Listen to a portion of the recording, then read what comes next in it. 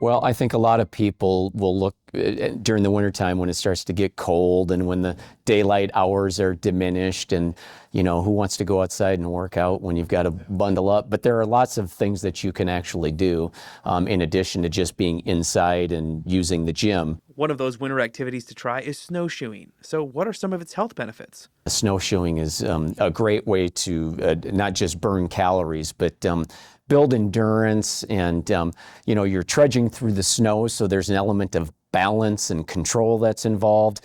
So you're doing some strengthening and developing what's called proprioception. And it's just all around a great exercise. If you like to walk, you might as well add some snowshoes and get off the beaten track and really explore some of the trails that we've got around here and some of the wooded areas.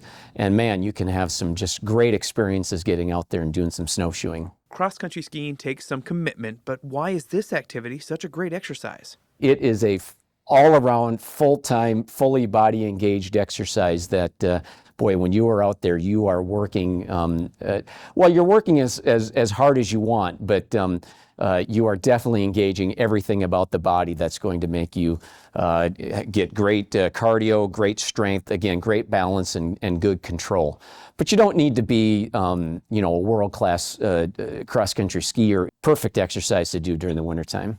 Going to the sledding hill seems pretty simple, but is this really an exercise? Well, think about it. If you're going to sled, you're going to go down a hill, and once you get down to the bottom, you're going to have to walk back up that hill. So you're getting some great cardio, you're burning some calories, you're staying warm. It's a great thing that you can do with your kids or your niece or your nephew or even a fun day out with some friends. With all of these exercises, even though it might be cold on the thermometer, once you get out there and you start doing these things, you're definitely going to stay warm enough that you're not really even thinking too much about the cold. Now, activities aren't for everyone, but how beneficial is just getting a 30-minute walk in? Well, you can't underestimate the importance of even just walking. I mean, low impact exercise that you do at a lower intensity for a longer period of time, that's ideal for really establishing a good cardiorespiratory fitness, a good base of training that if you want to use that as a springboard to go on into running, for example. And if you're somebody who likes to run, at least in the wintertime, you can add more layers versus in the summertime. You get to a point where you can't take any more layers off. The weather forecasts and temperatures have to be taken seriously, but how important is it to also layer up appropriately?